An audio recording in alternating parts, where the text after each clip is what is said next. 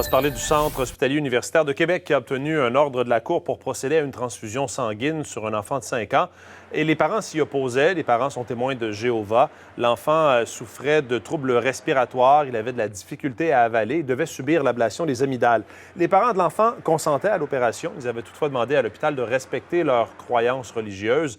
Or, le recours au moyen d'une transfusion sanguine était inévitable selon l'hôpital. Et dans sa décision, la juge France Bergeron a souligné que les convictions religieuses des parents et leurs valeurs entrent en conflit avec l'intérêt de l'enfant. La juge a donc autorisé le CHU à procéder aux transfusions requises jusqu'à 15 jours après la chirurgie en cas de complications. On va poursuivre là-dessus avec mon invité, Michel Morin. Il est avocat, il s'est intéressé à ces questions. Bonjour. Bonjour. Il y a de la jurisprudence. C'est pas la première fois qu'il y a un tel cas. Quelles sont les règles qui ont été édictées par la Cour? Bien, les règles qui ont été édictées par la Cour, en 2009, il y a eu une décision manitobaine et que Watchtower, l'organisation des témoins de Jéhovah, a amené à la Cour suprême. Ouais. La Cour suprême a tranché en faveur des défendeurs en disant que, en fin de compte, puis je résume que l'intérêt de l'enfant passe avant les croyances religieuses. Et il y a, en 2017, au Québec, on a eu des décisions, des juges qui ont émis des ordonnances de traitement dans des cas où des enfants, donc témoins de Jéhovah, refusaient, en fait, leurs parents refusaient donc des transfusions sanguines. Alors, ça s'inscrit donc, cette nouvelle décision-là, dans une tendance où on peut faire le pari que désormais, en tout cas, pour ce qui est des mineurs, témoins de Jéhovah, qui sont soumis à la doctrine du sang, les prochaines décisions vont aller dans le sens de outrepasser donc la doctrine et y aller avec des ordonnances comme ça.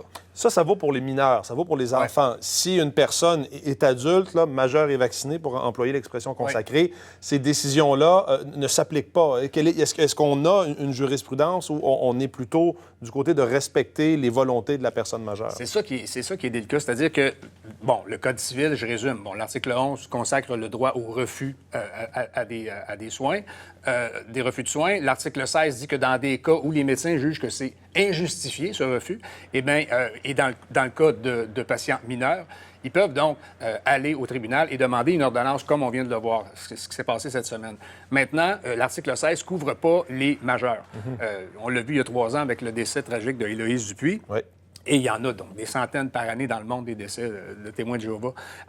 L'article 16 s'étend pas aux majeurs, ce qui fait que les médecins ont un peu les mains liées et ne peuvent pas aller au tribunal quand il s'agit de patients majeurs, malheureusement. En ce qui me concerne, moi, je pense qu'on devrait considérer ça du point de vue du consentement libre et éclairé, dans le sens que le refus, comme le consentement, devrait être libre et éclairé. Et de toute évidence, il ne l'est pas quand on est un témoin de Jéhovah endoctriné depuis l'enfance. Est-ce que ces décisions-là, est-ce qu'il pourrait y avoir des contestations en cours? Parce que là, on s'en va contre le Code civil, contre des articles du Code civil. La contestation peut être assez complexe. Effectivement, puis ça serait très intéressant comme débat. Il va falloir que ça se fasse éventuellement. Chose certaine, de mon côté, avec Manon Boyer, qui est la tante d'Héloïse Dupuis, avec d'autres personnes, on a créé une espèce de cellule de crise, puis on fait des pressions auprès du gouvernement caquiste qui s'intéresse, on a leur oreille, ils s'intéressent aux dérives sectaires et tout ça.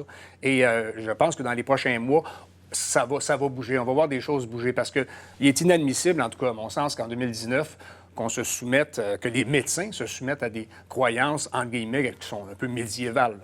Maître Morin, merci pour votre éclairage. Bonne journée, merci.